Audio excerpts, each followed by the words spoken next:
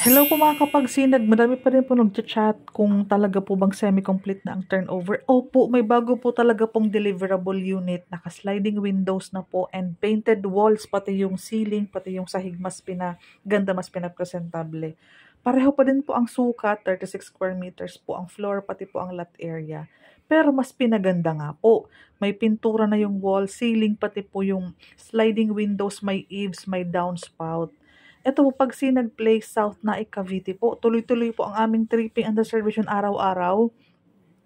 So, ito po kasi may mga available units pa tayo. So, ganito po ang bagong marireceive na unit. Pinakauna po itong project, si Pag Sinag Place South na naka-owning window, may pintura ang walls, pati po yung ating hagdanan, pati po yung windows, sliding na.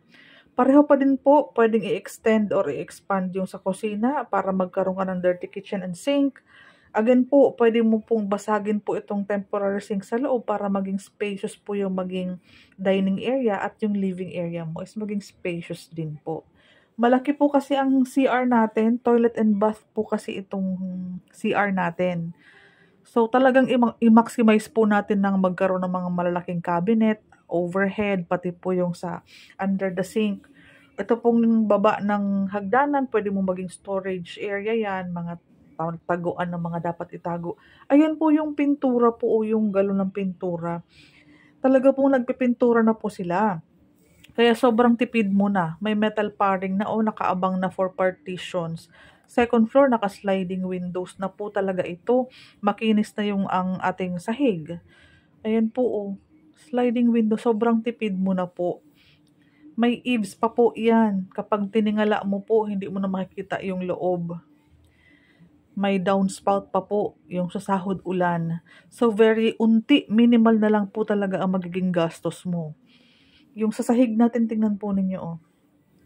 Magpapatiles po kayo. Ayan po, pwede po kayo mag-avail ng mga in-offer na promo. Directly PM me. Cindy Bernal Hapil po ang aking Facebook. Second floor, 2 bedrooms. Pwede. Sobrang tipid. Alam po ninyo maganda pa ang location po ng Pagsinag Place South, katabi ng Pagsibol Village Southwest. Para po ma-imagine mo paano po magkaroon ng expansion sa harapan. May partner contractor po kami, si Ma'am Virgin Sir Dudes. May mga tapos na po silang project, Cavite po and Bulacan. Taga-West po sila, Pagsinag West po sila nakatira. So, tingnan po ninyo, pwede po kayo magkaroon ng receiving area. Yung harapan po ninyo, pag na-close, malaki pa po ito. Pwede dito yung magsusulat ang mga bata, pwede pong maging receiving area para ito na yung pinakamagiging living area mo. Pwede may drop ceiling, may pa-cove light, may pa-backlight ka po dyan. Mga chandelier, madami na pong pwedeng pagpilian sa Wilcon or sa All Homes. Ito po, binasag po yung sink doon, nilagay doon sa loob. Mapapansin mo po, L-shape pa dito ang kitchen mo. May sink ka na, may lutuan ka pa, naka-exhaust fan.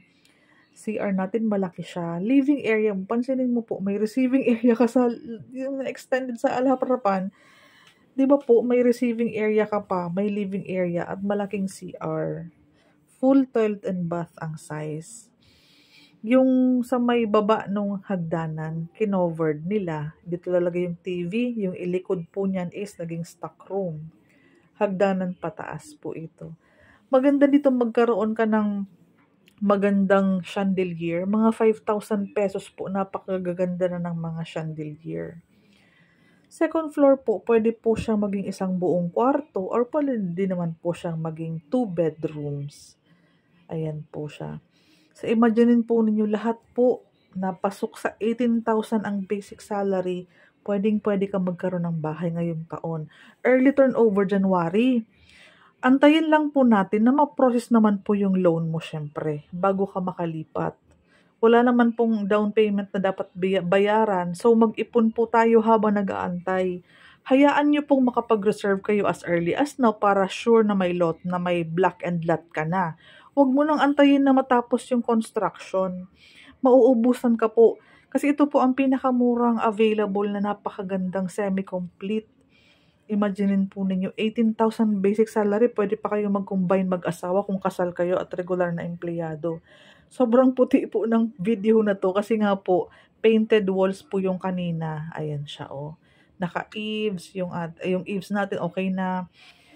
For the requirements naman, locally employed po, mabilis lang po kasi ang filing, September, October, November, massive po ang reservation and tripping namin dahil for filing sa Pag-ibig, para early next year, January, mag-start tayo ng turnover ng susi. Company ID with 3 specimen signature. Lahat po ng ID, paki-xerox po ng front, back, pakipirmahan ng 3. 2 government ID, kung meron kang postal, meron kang UMID, SSS, voters, yan, driver's license, passport, yan po ang mga primary. PIN ID, kailangan natin yan. Talagang pinaka-ID ang kailangan. Kung wala ka, magpa-recopy ka na sa BIR na pinakamalapit ka. Latest original COEC, kumpleto po ang mga natin dyan, mga details, pangalan ng company mo, kailan ka na-hire, alam na po ng HR yan for housing loan purposes. 1 to 2 months na payslip kung private or government employee, 3 months naman po kapag call center agent. Okay po. Pag-ibig virtual account, pwede ka nang mag-open. Mabilis na lang po yan sa online. ESAV, pwede na po yan kasing Pag-ibig virtual. Pero kung bibigyan ka po ng ESAV, pag pumunta ka sa Pag-ibig, kuha ka din ng MDF. Yung members data form na yan, na number 8 po, is nakukuha lamang sa branch ng Pag-ibig. Bago ka umalis, paki-double check kung naka-employed ka or unemployed. Paki-check yung details kung yung employer mo ang naka-indicate na dyan, pati po sa online Pag-ibig virtual. Kapag hindi pa updated, paki-update na po para wag ka nang babalik. Birth certificate po, kung single ka pa, naka-PSA. Walang problema sa pangalan. Okay na po ba yung mga dapat ayusin sa mga na-misspell na mga pangalan?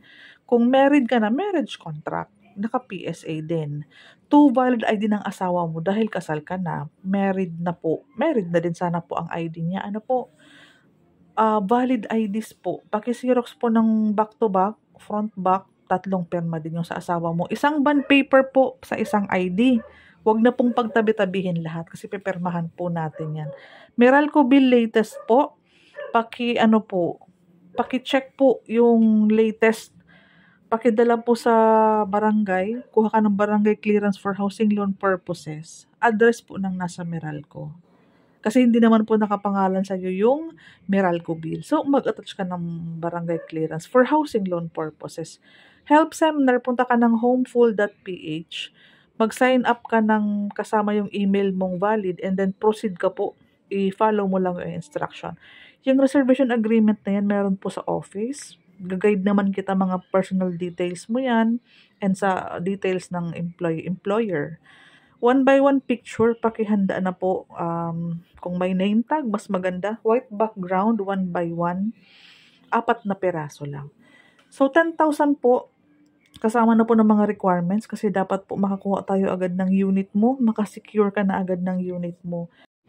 Mabilis po magkaubusan dahil 18,000 po ang basic salary. Pasok dito kay pag sinag-play south. RFO pa, semi-complete, 5,500 po ang monthly. So, kung mga interesado po, wag nang magpatumpik-tumpik pa. Ito po ang Facebook ko, paki-PM mo po ito. Cindy Bernal Hapil po ang Facebook ko po. Directly PM para mapadala ko sa iyo mga ibang details. Tawagan mo po ako pag may mga ibang katanungan.